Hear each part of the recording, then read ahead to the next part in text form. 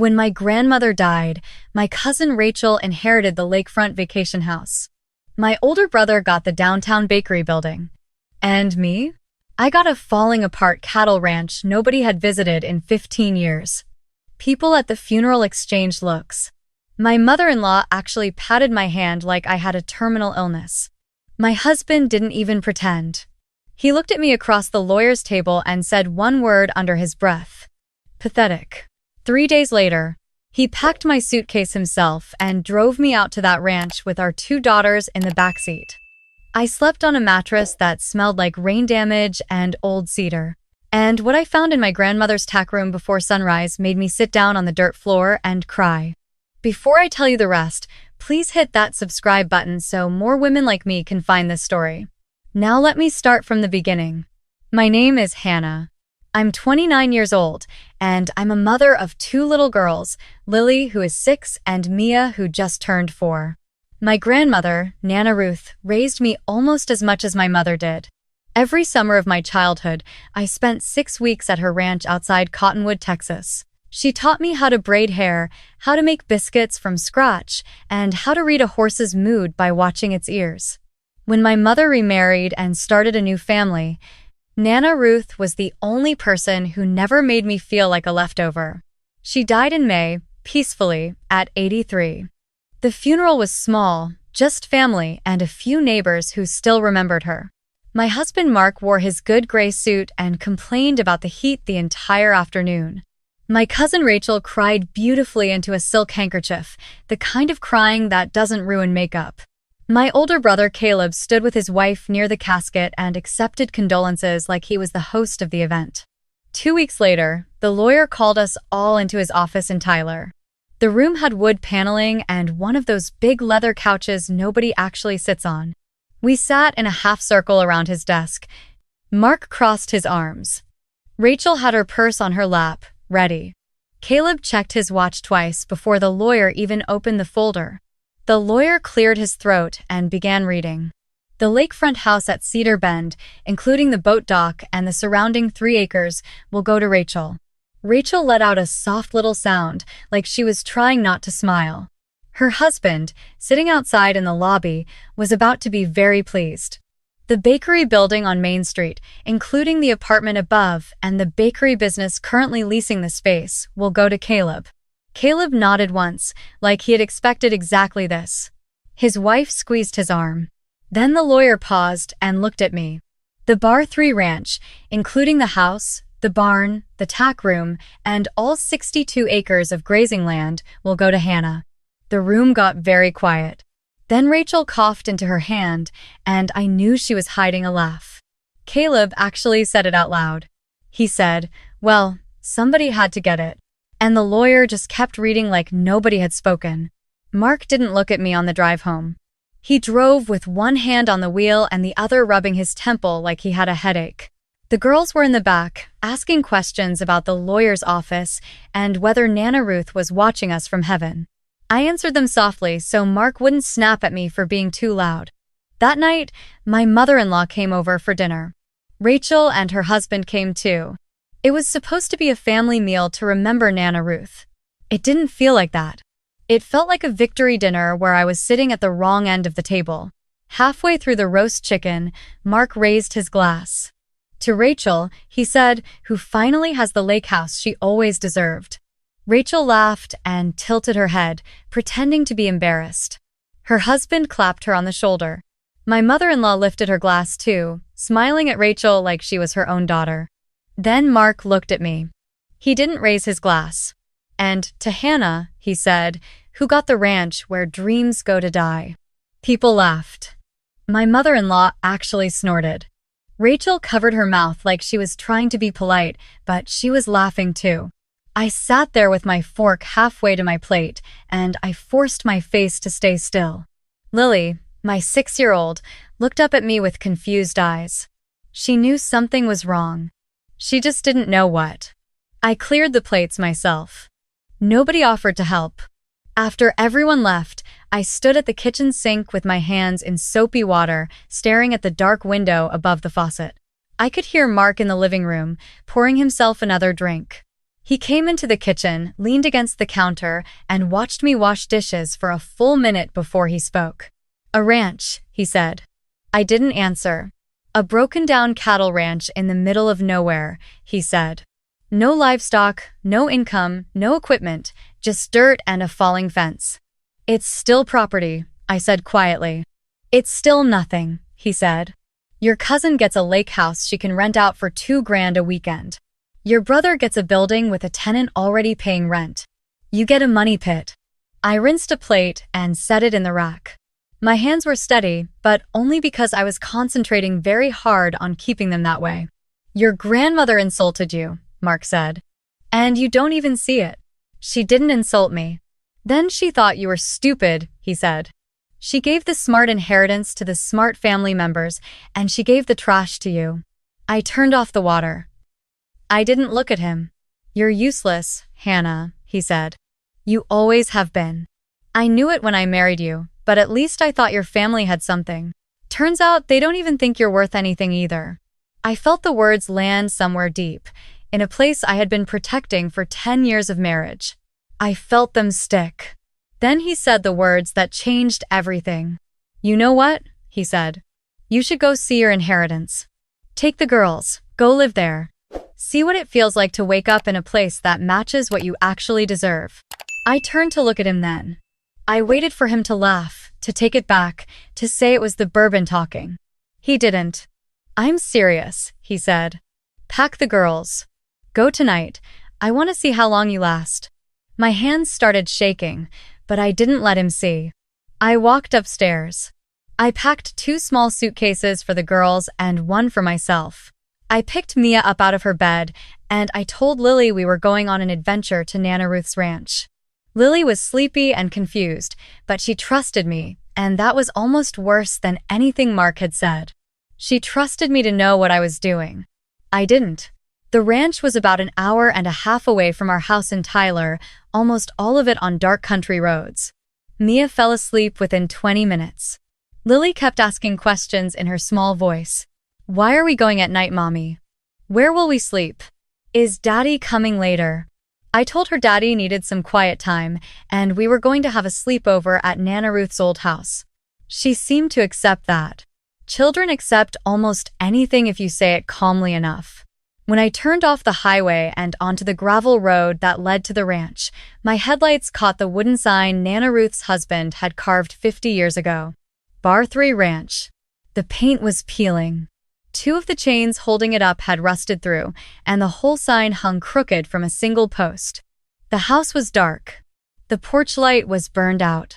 I parked the car as close to the front steps as I could and carried the girls inside one at a time. The air smelled like dust and old wood and something sweet underneath, maybe cedar from the chest in the hallway. I made up the bed in the front room with the cleanest sheets I could find in the linen closet. I tucked the girls in together so they wouldn't be scared. They fell back asleep almost immediately. I stood at the foot of the bed for a long time, just watching them breathe. This was not what I had imagined for my daughters. This was not what I had imagined for myself. I had given Mark 10 years. I had quit my job at the accounting firm when Lily was born because he wanted me home. I had managed his books for his contracting company for free. I had hosted his clients for dinner, ironed his shirts, raised his babies. And he had told me to go sleep in a dead woman's house in the middle of nowhere because he thought I deserved it. I walked through the kitchen and out the back door. The night was cold. I could see more stars than I had seen in years. The barn stood about 50 yards from the house, and the tack room was attached to its east side. Nana Ruth's tack room, where she kept her saddles and bridles, and the old wooden trunk where she stored her ranch records. I don't know why I walked out there. Maybe I needed to feel her presence. Maybe I needed to know whether she had really thought of me as the family failure, the one who only deserved a falling down ranch. I pushed open the tack room door. The hinges complained. I felt for the light switch, and, to my surprise, the bulb still worked. A bare yellow light came on overhead, swinging slightly from the breeze through the open door. The room looked the way I remembered it from childhood. Saddles on wooden stands, bridles hanging from pegs. The old wooden trunk against the far wall. The smell of leather and saddle soap and something faintly horsey, even though there hadn't been horses on this property in 15 years. But something was different. On the wall above the trunk, where Nana Ruth used to hang an old photograph of her wedding day, there was a different frame now. A new one. The wood was still pale and unstained. The photograph inside was of me, age 7, sitting on her old bay mare, grinning with 2 front teeth missing. She had taken down her wedding photo and put up a picture of me. My throat closed. I knelt down in front of the trunk. The lock was the same lock I remembered from when I was a little girl, the one she would let me try to pick with a hairpin to keep me entertained. I lifted the lid. It was not full of old saddle blankets and ranch records, the way I expected.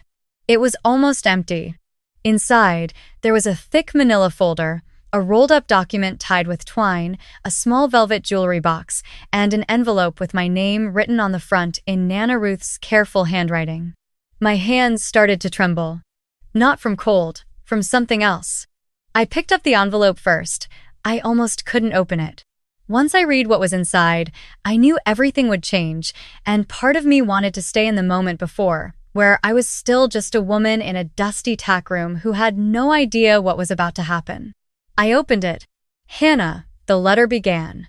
My Hannah, if you are reading this, then I am gone, and the lawyer has done what I asked him to do, and you are sitting in my tack room wondering why your grandmother gave you a piece of land that looks like nothing.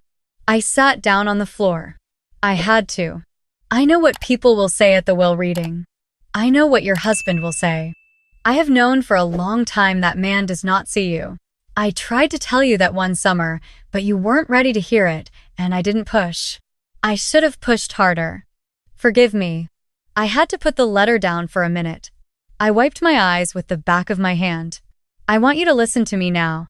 The land I left you is not the smallest gift. It is the largest one. I gave the lake house to Rachel because she will sell it within the year, and the money will pass through her hands in 18 months, and she will have nothing.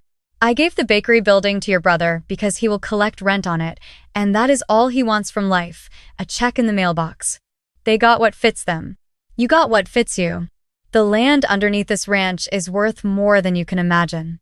About 4 years ago, a man came to see me. He was an engineer with an oil and gas company. He wanted to talk about the mineral rights under our property. I made him talk slow because I am old and I wanted to understand exactly what he was telling me. There is a formation under this land, he said.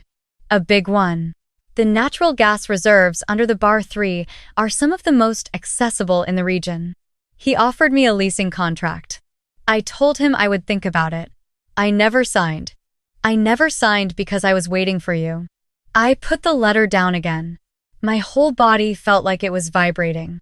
I picked up the manila folder next.